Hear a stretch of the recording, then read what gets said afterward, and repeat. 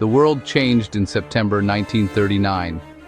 German troops surged across the Polish border, launching the first blitzkrieg of the Second World War. Tanks, planes, and infantry moved as one unstoppable wave. The Polish army faced one of the most powerful war machines the world had ever seen. Many believed Poland would fall in weeks, maybe days. German Panzers, tanks with heavy guns and thick armor, led the charge. They smashed through resistance, crossing rivers and forests at lightning speed. Polish defenders struggled to slow them down. Their equipment, often older and lighter, was no match for the new German machines. The world watched as Poland fought against the odds. Amid this chaos, there were moments of bravery and surprise. Small units, often overlooked in the grand sweep of history, made their stand. They used whatever they had to try to stop the enemy's advance. It is here that the story of Edmund Roman Orlik and his tankettes begins. In a war of giants, sometimes it was the smallest fighters who made the biggest impact. The opening days set the stage for one such extraordinary story. The Polish army had few tanks, mostly tiny TKS tankettes, barely bigger than a car with just 2 crew members. Their armor was thin, only stopping small bullets, and their weapons were usually a single machine gun. Against German panzers with bigger guns and thicker armor, the odds were grim. Even the smallest German tank could destroy a TKS with one shot. But Polish crews were determined, training hard to move fast and stay hidden. They used speed as their shield, always looking for a chance to strike back.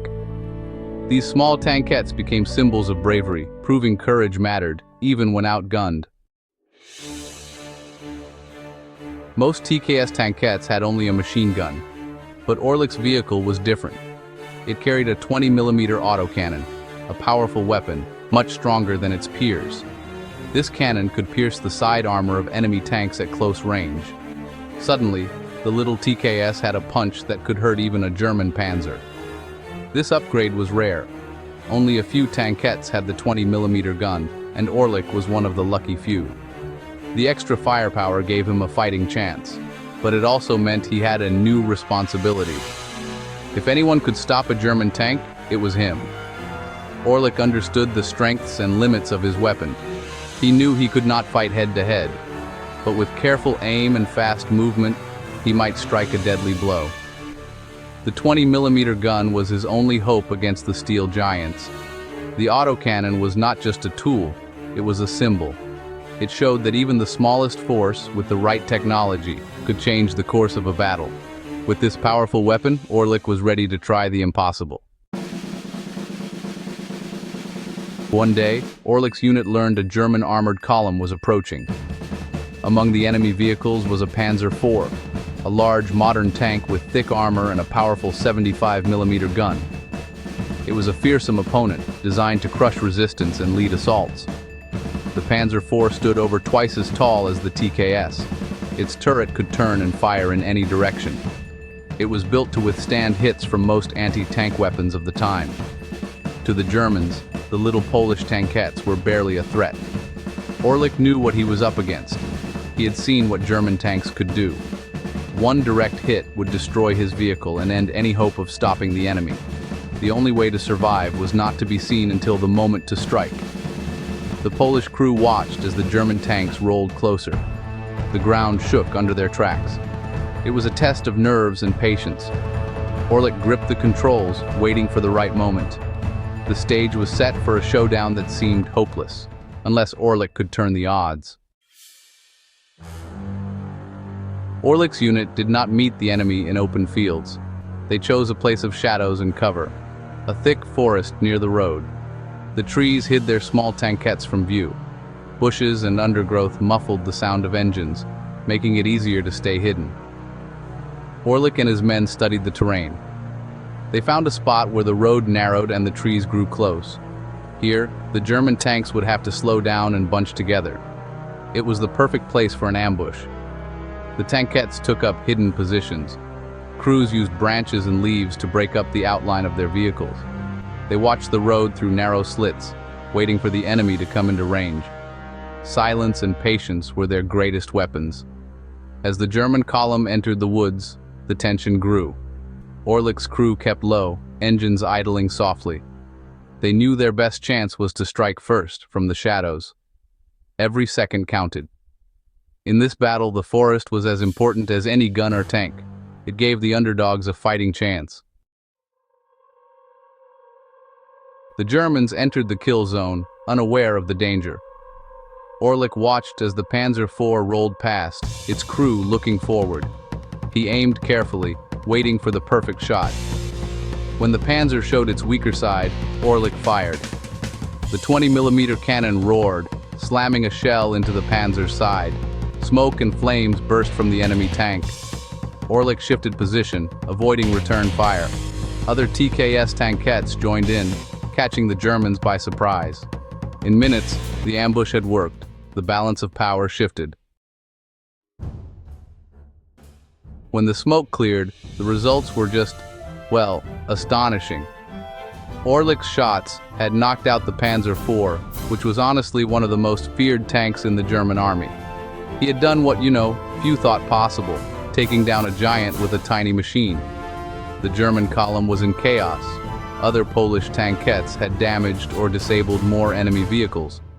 For a moment, the advance had been stopped cold by a handful of determined men and machines no bigger than a delivery van. Orlik and his crew became heroes. Word spread quickly. If you used skill, cunning, and the right weapon, even the biggest enemy could be beaten. It was a rare victory, a bright spark in a dark time for Poland. The cost was high. Many Polish crews did not survive, but the example was set. Orlik's success inspired others to use brains as well as bravery. It was proof that courage and craft could make history. This one clash became a legend, a story of hope in a time of despair. Orlik's victory was not just luck. It was the result of careful planning, bold leadership, and, the right use of technology. He knew the strengths of his tankette: speed, small size, and a powerful gun. He also understood its limits. The key to success was using terrain and surprise. Orlik chose his ground well, hiding in a place where German tanks could not use their size and firepower. He waited for the perfect moment to strike, targeting the weak points of the Panzer IV. Leadership mattered. Orlik kept his crew calm under pressure. He gave clear orders and made quick decisions. His confidence and skill inspired those around him. Even when the odds seemed terrible, they trusted his plan. Upgrading the TKS with a 20mm cannon made all the difference. It turned a nearly useless vehicle into a threat. This showed how innovation, changing just one thing, could change the outcome of a battle. Orlik's ambush was a lesson in how to fight smart, not just hard. Orlik's ambush was just one episode in the wider tragedy of Poland's 1939 campaign. The country was overrun in weeks. Yet his story offers valuable lessons for anyone who studies war or faces a challenge against long odds. First, technology matters, but it is not everything. Even the best machines have weaknesses. The right weapon in the right hands can change the course of a fight. Second, tactics and skill are crucial. Orlik's use of terrain, patience, and surprise showed that brains can beat brawn. Leadership and morale make a difference. Orlik and his crew fought for their country, but also for each other. Their courage inspired those around them, and their success gave hope to many. Small units, if well led and cleverly used, can achieve great things. The story of Orlik reminds us that even in the darkest times, innovation, teamwork, and determination can achieve the impossible. Edmund Roman Orlik's victory was more than a lucky break.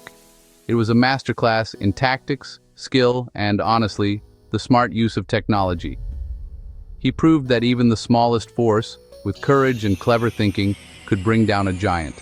The lessons go beyond the battlefield. In life, as in war, the right strategy and the will to act can make the impossible possible. We remember Orlik not just as a hero of Poland, but as a symbol of what underdogs can achieve. History is full of stories like Orlik's. They remind us to never give up, no matter the odds. With the right tools, the right plan, and a brave heart, even the smallest can make history.